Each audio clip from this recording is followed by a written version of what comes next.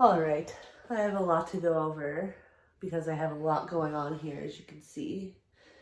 Some good, some bad, but we're not here to talk about the plants today. Hello, welcome back to Stay Grounded Gardening. Today I'm going to be going over my seed starting setup. Let's go, let's go, let's go. So I'll be talking about the shelving that I have, the seed trays that I have, what soil I use, the pots, the lights, everything. Okay, so let's start with the shelves themselves. We got these from Home Depot for $174. Exactly. Plus tax. Canadian dollars. They are 48 inches wide, 72 inches high, and 18 inches deep. The depth matters because of the trays, and there are different sizes of these, so that's why I'm giving the numbers for them. Each shelf itself can hold 600 pounds. So these can hold a lot of stuff. And I mean, that does matter when you're watering things all the time. Water and dirt end up weighing quite a bit, but it's never going to weigh 600 pounds on one shelf, so I think you're golden. So one of the awesome things about this shelf is that the feet are adjustable. So if you are on uneven ground, whether it's in your greenhouse or in your house at all, you can adjust for that. That's important when you're bottom feeding or bottom watering, because in a tray, the water might kind of go towards the back or go towards the front, and only the things in the back or the front are getting watered then, or really well. And the other things are not getting watered as well. So it's important to make sure that everything is even and level so that you're watering properly. The other nice feature about this is that these shelves are all customizable. So I wanted to make sure that I had at least one of these shelves a little bit bigger, so that once my little seedlings got quite a bit bigger, like these pepper plants, get quite a bit taller, if I were to put that up here right now, it would be hitting that top shelf. So I wanted to make sure that I had room to grow, as it were, which made it really nice for the flow of things that need to be planted into the soil a little bit sooner, or started a little bit sooner. Okay, now let's talk about the lights. These are full spectrum 42 watt LED Barina lights that I purchased off of Amazon for $104 for a 4-pack. So these and these, $104. These and these down here that you can't see, another pack. I personally got my husband to do it. Dave knows way more about this kind of stuff than I do when it comes to electrical and lighting and the full spectrum. I didn't even know that was a thing until I looked it up. So that being said, I do know lots of gardeners that have just a regular shop light, those fluorescent bulbs and stuff like that, but we wanted this to be more efficient so it wasn't jacking our power bill up, so it wasn't too hot. There's a whole bunch of different reasons. So if you have any questions about the lights, just comment below and I'll ask my husband about it, because he knows far more than I ever will know about this lighting setup. One of the things that I will show you close up is how he did it. Look how nice and tidy that is. Ooh, man.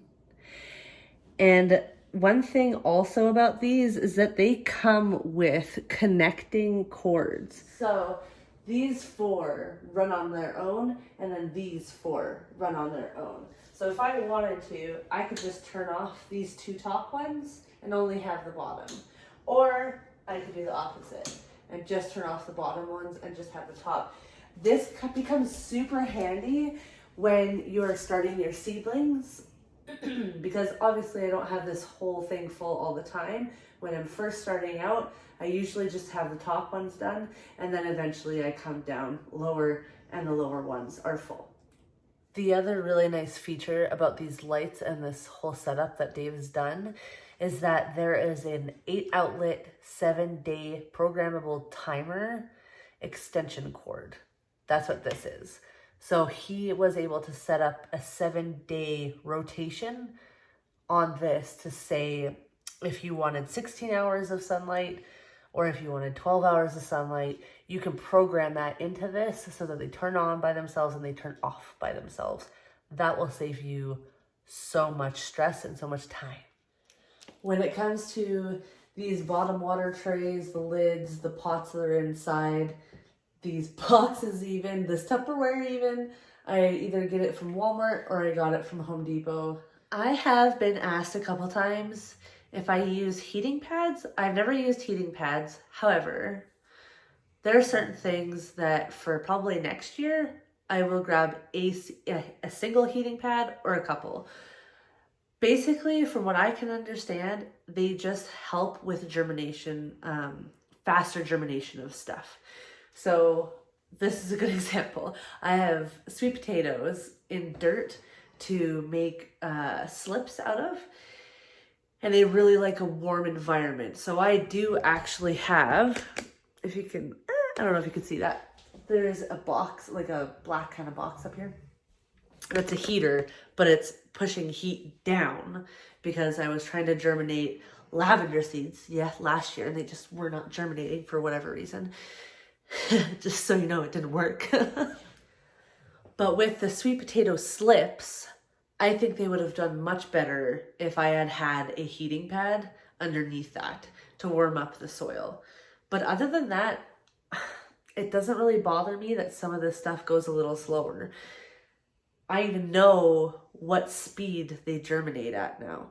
So if I were to say next year, get heating pads, they're going to germinate at a different rate and they might germinate too fast. And then I have all these big plants that I'm not ready to put into the soil yet. The only thing really left to talk about is the soil that I use. The soil that I use is a potting soil, not a seed starting mix. And I'll tell you why. With a seed starting mix, they're usually full of peat moss and no real nutritional value at all.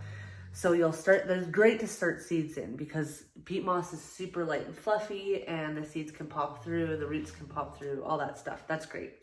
But once that happens, they've used all the nutritional value of that seed husk that they're in, and they don't have any more nutrition. So you either have to fertilize them with something or you have to pot them up into a mix that has some sort of nutritional value to it. When I use something like potting soil, it does have things like small twigs in it. Sometimes they can have rocks in it. But it also has a whole bunch of other stuff in it. They'll have compost in it already, which has nutritional value to it. So I don't ever have to worry about up-potting something or fertilizing my stuff because I know that they're basically going to be taken care of from when I put that seed into the dirt to when I go harden them off outside. One thing that I did do different this year than I did last year was I had a bit of a problem, not too bad, but more than what I wanted to deal with, was fungus gnats. I had fungus gnats and I had those little sticky yellow things everywhere in here because I couldn't handle having those or seeing those. I hated it. It was gross to me. I didn't like it. So I tried to look up what I could do for that. And one of the easy solutions that I was told that I could do was boil water and put it into the potting soil before and mix it up. And that should kill off any fungus, any eggs, and then you can put your seeds in. And it doesn't make the soil boiling hot. It doesn't do that because you're not making a puddle of mud with it. You're just putting like a pot into like a big Tupperware container like this. Actually, this is what I used. I would fill this up to about here, and then I would take a pot of boiling water and throw it in there, and I'd mix it all up. It would steam for a little bit, but by the time you've put that into your pots and then put the seeds in, it's nice and warm. It's not super, super hot. Like my hands could touch it. It wasn't a big deal. So that's one thing that I did differently this year, and I haven't had any issues yet with those. I do think the other reason for things like fungus gnats or fruit flies or whatever you want to call them is dead matter. So if you have some true leaves or anything like that that fall into the dirt from your little seedlings, just snag those off the dirt, because the less mess you have, I feel like the less bugs you're gonna have. There are so many different cool ways of starting seeds in your house, or even just having a little greenhouse in your house that I've seen. Tons and tons of stuff.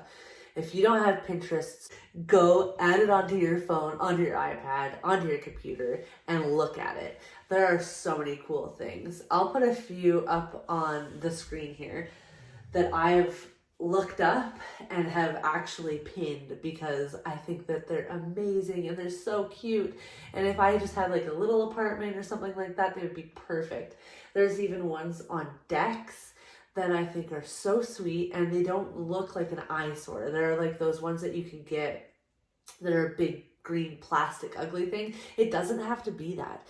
And you can also get refurbished dresser drawers, refurbished cabinets, all that kind of stuff, and just put a set of lights in it, and voila, you're good to go. The other thing that a lot of people don't think of is that you don't necessarily have to have this whole kind of setup here. My grandma had a table in her porch that she set all of her seedlings on, and she had a huge garden. She never had lighting. She never had heat mats. She had trays like this, and she had saran wrap over the top to keep them wet. That was it. You don't have to make it complicated. You just got to start doing something, see what works for you and what is the easiest for you. If you make it difficult, you're not going to want to do it. So try and make it easier for yourself. Anyways, that is it for today's video, guys. I hope it helps you in whatever you're going to do this year, or even maybe what you're going to do for next year. I love this setup. It works really well for me, but it doesn't mean that you have to do exactly this. This is just what I do. If you're watching this video and you haven't subscribed yet, please subscribe. Hit the like button, smash it, hit the bell, all the stuff. All the stuff, do those things. If you're looking to find me elsewhere, I am also on the Facebook. I am on the Instagram. If you have any comments, questions, or concerns, just feel free to comment below. Use those comments, people. Do it. Make a community. Let's make a commute.